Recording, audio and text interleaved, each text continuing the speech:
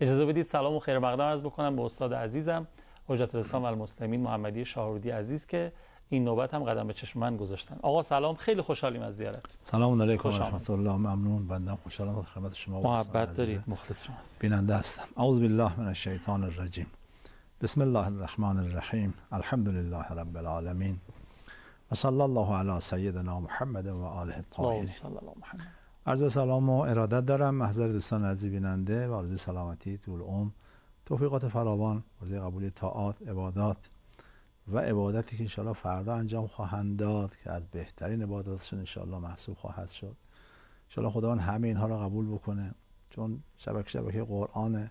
اولین توصیه بنده اینه که دوستان آیه 120 سوره توبه رو بخونن.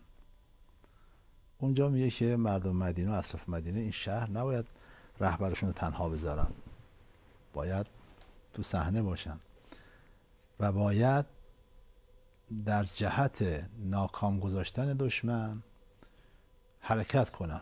هر گامی که بردارن که باعث خشم و غضب دشمن بشه، حسنه در نامه عملشون نوشته خواهد شد.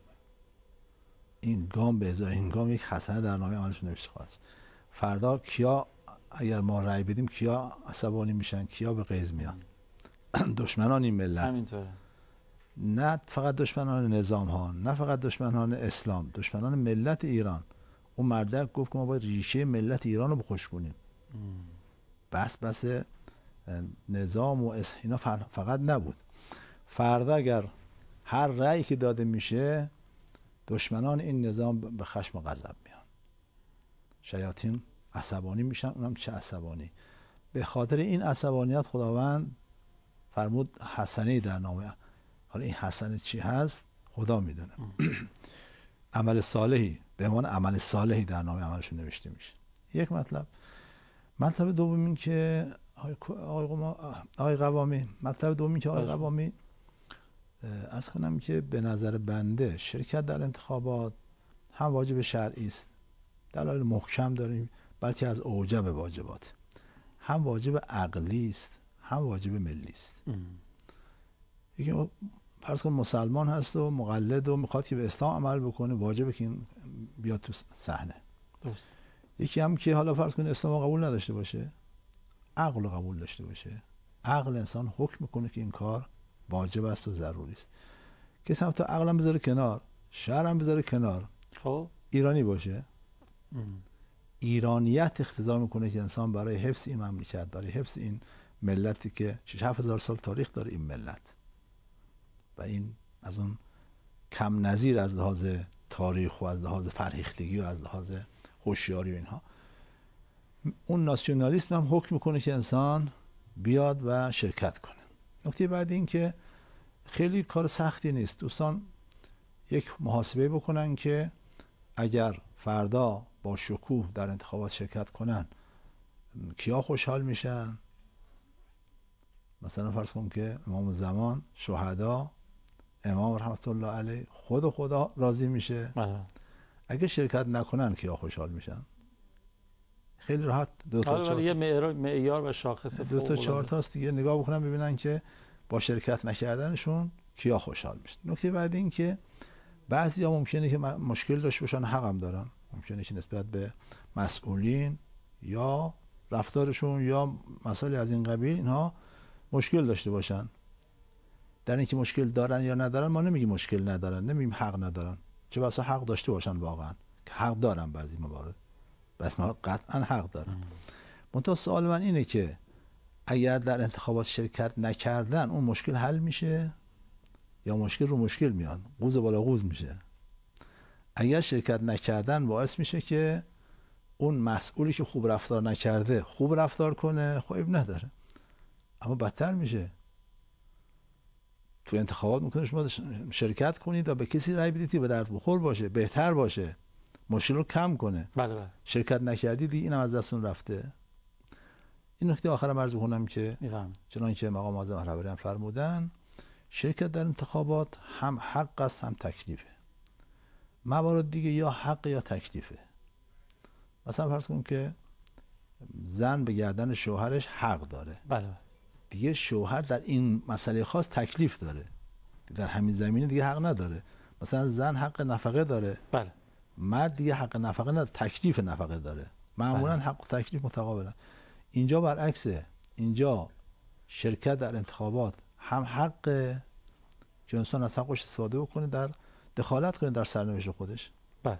هم تکلیفه، چون خدا میخواد، چون پیغمبر میخواد، چون حکم دین اینه، تکلیف شرعی که انسان شرکت کنه. بله. بنابراین انسان نباید از این حق و تکلیف، حالا فرض کنید مثلا حقشو میخواد استیفا نکنه، تکلیف چطور؟ تکلیف کنه میشه زیر پا گذاشت. مثلا نماز که انسان تکلیف داره، فرض کنید از حق خودش میخواد بگذره، بله. اب نداره از حقش بگذره، تکلیف که نمیتونه ازش بگذره. بله. خیلی ممنونم. من حالا به قول ما تلویزیونیا توی پلاتوی قبل از شروع گفتگو، پلاتوی اول برنامه عرض کردم فردا یه جورایی لیلة القدر انقلاب ماست، یا یکی از لیلة القدر، چرا که قرار سرنوشتمون رو درش دخیل باشیم و رقم بزنیم. به اعتبار اون آیه قرآن کریم هم اینجور برمیاد که ان الله لا یغیر ما بقوم حتی یغیروا ما بانفسهم. خدا اگه قرار باشه سرنوشت کسی رو رقم بزنه، تغییر بده، باید خود اون قوم بخوان، خودشون بیان در صحنه. تایید میکنید؟ بله. خب در واقع تغییر در سرنوشته. منتها الان اینجا کشش این بحثا رو نداره که بعضیا مثلا فکر میکنن که جاهای دیگه، فرض کن مثلا در آمریکا بله دموکراسی هست، اینجا مثلا واقعا یکی از بهترین و عالی‌ترین دموکراسی ها، عالی‌ترین مردم سالاری ها همینجاست. منتها بعضیا به دروغ میان حرفای میگن تحت تاثیر رسانه‌های غربی، رسانه‌های ضد دین، ضد ایران، ضد اسلام و ضد نظام. میدونید که صدها فقط شبکه ماهواره‌ای دارن 24 ساعته بر علیه ما تبلیغات میکنن. من که اصلا فکر می‌کنم همین دجالی که گفتن همین آساشو واقعا داره بیداد میکنه. این امپراتوری رسانه‌ای داره مغزها رو، ذهنها رو، همه رو. بله اینا تحت تاثیر همون تبلیغات قرار گرفتن. بله. حق رو باطل میبینن، باطل رو حق میبینن، سیاه رو سفید میبینن، سفید رو سیاه میبینن و این مشکلی است که هست. منتها حالا یک فرصتی است، فرمایشی از پیامبر برمی‌داریم که نفی ایام دهرکم نفحاتون الا فتعرضوا لها. این انتخابات فردا یک نسیم رحمت الهی است که بر این کشور می‌وزد. ما باید خودمون در معرض این نسیم قرار بدیم، به حرف شیاطین هم گوش نکنیم. اون که اونا میگن خیر ما رو نمیخوان، یعنی آمریکا و اسرائیل و این شبکه‌های ماهواره که میلیاردها دارن خرج میکنن. بله بله. نه برای چی خرج میکنن؟ اگر که پدرشون رو به قبله باشه حاضر نیستن $1 خرجش کنن. چطور برای ما انقدر خرج؟ خیلی ساده لوحیه که من بشینم اینجا و استفاده کنم و بگم آخه ببینید چقدر دلشون برای ما سوخته، از این همه دارن هزینه میکنن، وقت میذارن، زحمت میکشن برای اینکه مثلا آره قربت الله قربت الله برای ماها مثلا دلشون برای ما سوخته. بله. خیلی ممنون. خیلی استفاده کردیم. به نظر من فردا ان شاءالله دوره جمله کلیشه‌ایه ولی یه دفعه اومد تو دهنم، واقعا یه مشت محکم ما میزنیم به چونه همه این ابرقدرت‌های پوشالیه که روزهای آخر عمرشون هم هست ان شاءالله به حول و قوه الهی. بفرمایید. از بار گناه است که پشتم چو هلال است،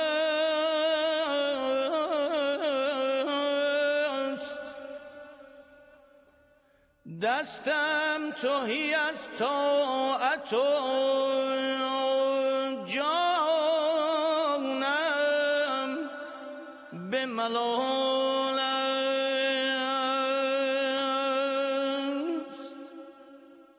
آن به که شود صرف ره طاعت و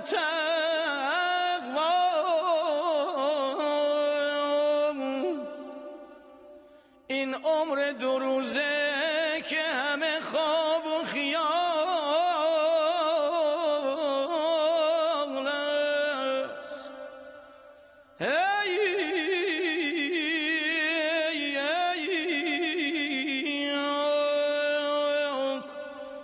این عمر دو روزه که همه خواب و خیال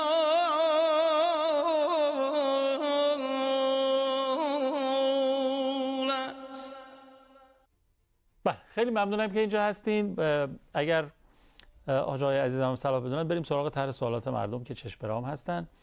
گفتن حاج آقا انسان‌ها رو به کافر محض و مؤمن محض تقسیم کردن، پس ما جزء کدوم گروه هستیم؟ اینجوریه؟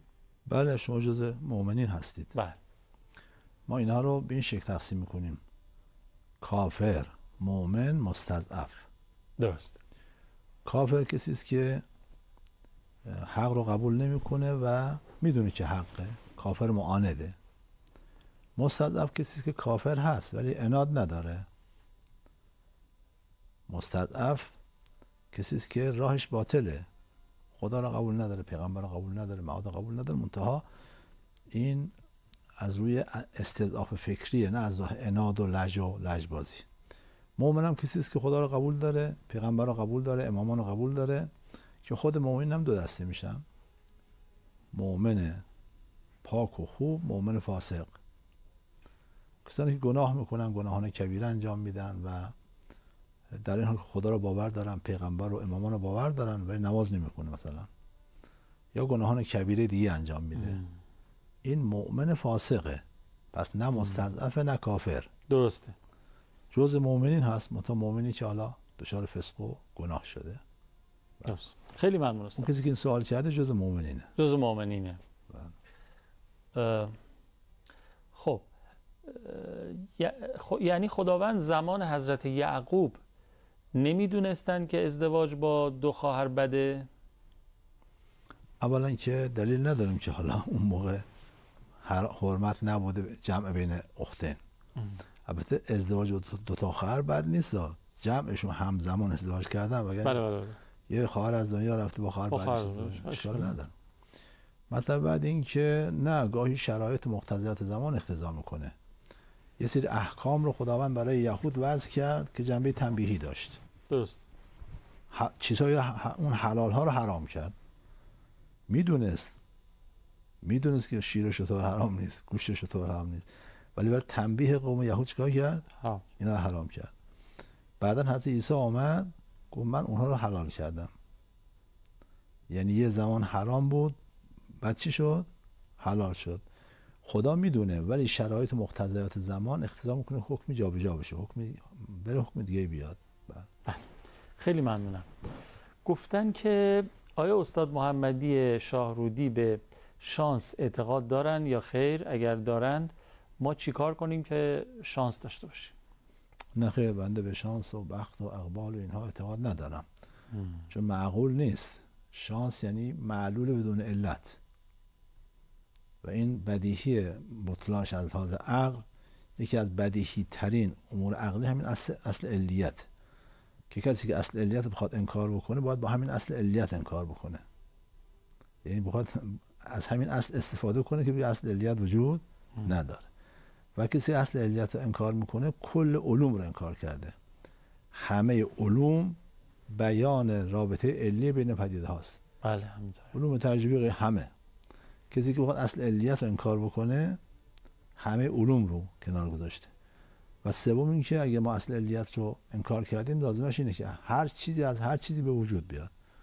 اگه ما گفتن که مثلا یه قلب سنگی شتر زاییده، باید بگیم خب بله درسته.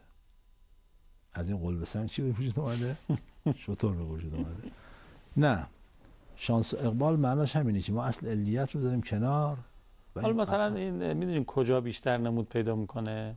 به طور مثال این شرکت هایی که حالا جای مختلفی رو قرعه کشی میکنن بین اعضا و اینا، یا یه نفر اسمش در میاد، اون علت داره. متأ علتاش دو دسته میشه: علت های مادی، علت های غیر مادی، علت های ظاهر، علت های باطن. علت ظاهر اینه که گاهی مثلا فرض کن کسی که شانس که میگن، یعنی مثلا اون فاکتورهایی که مثلا بقیه یک سهم دارن اون 8 سهم داره، اون 8 سهم احتمالش احتمال قبول. خب این احتمال هم هست. یا یکی بوده یه جایی، من یادم اتفاقا توی برنامه تلویزیونی هم اعلام میکردن برنده ها رو، گفت مجری گفتش عجیبیه کار اینه که ایشون فقط یک دونه در واقع شانس داشته. حالا با کلمه شانس رو به کار میبریم خواه ناخواه. این چجوری؟ یعنی شما میفرمایید باز هم این علت‌های دیگه داره. این علت ممکن علت ظاهری نباشه، علت باطنی باشه. یعنی مثلا او استحقاق دریافت این نعمت رو پیدا کرده بوده و خداوند این راه رو براش فراهم کرده که او رو دریافت. عوامل معنوی، مثلا دعای پشتش بوده، عرض کنم که یا حالا نیازی بوده، به هر حال علل و عوامل پشت قضیه هست. بدون علت نیست. اگر بدون علت باشه میشه شانس. بله. وقتی هم علت باشه که دیگه شانس پس شانسی وجود نداره. خب خیلی ممنونم. تکلیف خیلی روشن شد به نظرم با این فرموده شما. آیا اعمال اختیاری انسان در پیشبینی‌های الهی وجود داره؟ بله. خب خداوند میداند که من و شما فردا صبح با اختیار خودمون نماز میخونیم. هم از نماز ما خبر داره، هم از اختیاری بودنش خبر داره. بله او خبر دارد که این عمل رو ما انجام میدیم، منتها با قید اختیاری بودن، نه با قید جبری بودن. پس اینکه خدا میداند کاملا، اما میداند معناش نیست که فقط میدونه که من نماز میخونم، اما این نماز من اختیاری یا جبری خدا نمیدونه، اینم میدونه. خدا رقم نزده که من بلند شم نماز صبح بخونم، من خودم این کار کردم؟ نه، اون که اراده خدا پشت اراده و اون سر جای خودش. اگه خدا یه چالش این وسط هست. این بحث خیلی سنگینی است. اگه بخوایم توضیح بدیم، اون بحث جبر و اختیار و جبر و تفویض و اختیار و امر و امر اینه که حالا شاید این موقع سر فرصت ان شاءالله به این بحث پرداختیم. پس این که از اعمال اختیاری انسان خدا خبر داره، برگی از درخت نمیفته مگر به علم خدا و با اراده خدا. بله. لا مؤثر فی الوجود الا الله، لا حول ولا قوة الا بالله. پس همه چیز خدا میدوند. لا یعزو عن علمه مثقال ذره فی السماء. یه بندازه سنگینی ذره تو آسمون ها باشه، تو عمق زمین باشه، خدا میدونه، همه اینها رو میدونه. پس علم خدا که حد نداره. افعال ما رو هم خداوند کامل میدونه، حتی خطورات قلبی ما رو، نیت ما رو، همه اینها رو خدا میدونه. اما اشکال این پرسشگر ما اینه که اگر خدا میدونه که این کار من اختیاریه و من اگر غیر از اون چی خدا خواسته رو اختیار کردم، پس خلاف علم خداست. بله. نه، خدا میداند که شما با اختیار خودتون کدامی که از این دو شق اختیار خواهید کرد. اختیار شما جای خودش هست، علم خدا هم جای خودشه. اگر علم خدا فقط به معلول تعلق گرفته بود، این اشکال وارد بود. اما علم خدا هم به معلول تعلق گرفته، هم به علت. هم مجاری فعل خدا میدونه که از جمله مجاریش اختیاری بودنه، هم از معلول خبر داره. سوال جالب دیدم الان خودم، تا حالا 1,000,000 ثانیه هم به این موضوع فکر نکرده بودم. بعضیا چه ذهنی دارن، چه سوالایی براشون پیش میاد. حالا البته نمیدونم چقدر میتونه راهگشا باشه، ولی پرسیدن دیگه. گفتن چرا با اینکه زبان آدم و حوا یکی بوده قاعدتاً، مثلا حالا اگه اصلا زبانی بوده باشه، به هر حال با یه روش با هم دیگه متوجه می‌کردن، ولی الان این همه زبان داریم توی دنیا، زبان‌های متفاوت. خب با گذشت زمان به طور طبیعی زبان‌ها عوض میشه، زبان‌ها تغییر میکنه. اونجایی که وقتی افراد از هم دور میشن، چون زبان در واقع جعل دیگه، وقتی که کسانی که مثلا فرض کن در آمریکا زندگی میکنن میخوان روی مایع اسم بذارن، یعنی مثلا واتر. کسانی که فرض کن در عربستان زندگی میکنن میگن اسم این مایع رو بذاریم مثلا ما. اونایی که در فرض کن آذربایجان زندگی میکنن میگن بذاریم مثلا سو. اونایی که در تهران زندگی میکنن میگن اسم این مایع رو بذاریم. اختلاف اینجا پیدا میشه دیگه. وقتی فاصله گرفتن خود چی میشه؟ یه چیز عناوین مختلف پیدا میکنه. داره. سه نفر یه پولاشون رو هم ریختن که غذا بخرن، دعواشون شده بود. خب یه نفر میگفت که الان فصل عنب هست، بهترین غذا نان و عنبه. یه نفر گفت نه الان فصل انگوره، بهترین غذا انگور تو این فصل.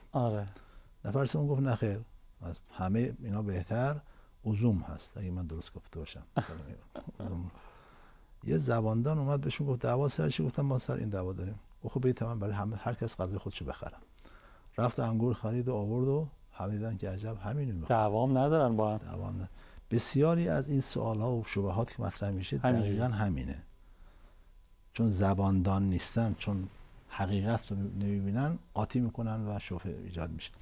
خب یک راه پیدایش زبان اینه، یکی که زبان ها هم تغییر میکنن. شما الان از بچه های مثلا دهه 90 یا حتی دهه 80 ازشون بپرسید که فلانی گفته دوزاریش کجه، یعنی چه؟ نه دوزاری میفهمه، نه کج میفهمه، نه میفهمه یعنی چه، این چه اصطلاحی است که اینجا اصطلاحات اون موقع مرسوم بود. ولی خب مثلا 30 سال پیش خودی اصطلاحی بود که عامه بود دیگه. بله بله. این عوض شد الان.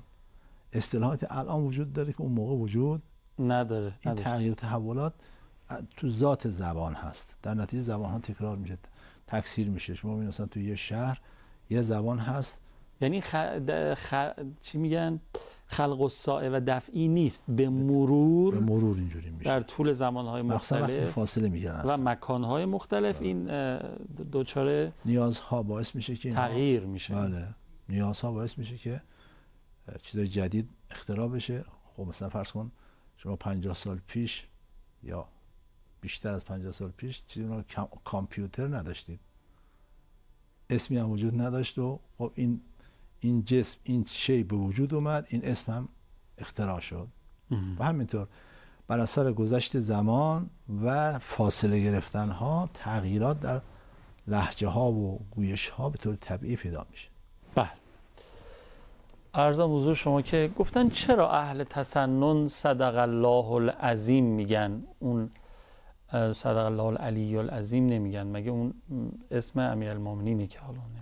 نه خیر، این آیه قرآنه، آیه 255 سوره بقره هست. و هو العلی العظیم آیه قرآنه. بله.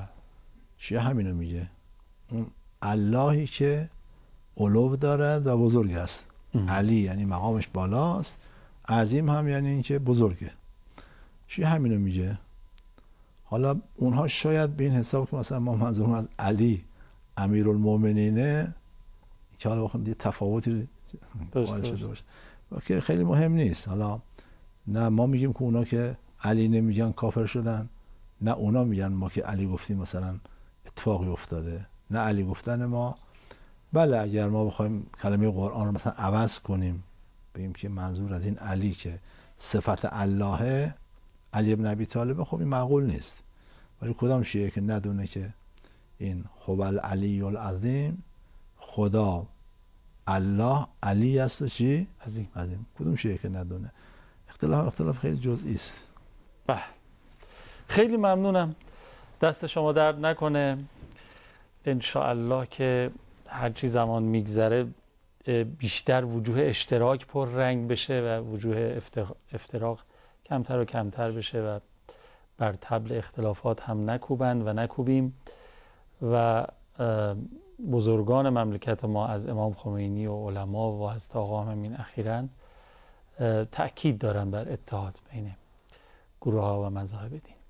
خیلی ممنونم، استفاده کردیم. مثل همیشه عوامل ندارین، محبت دارید، مخلص شما هستیم.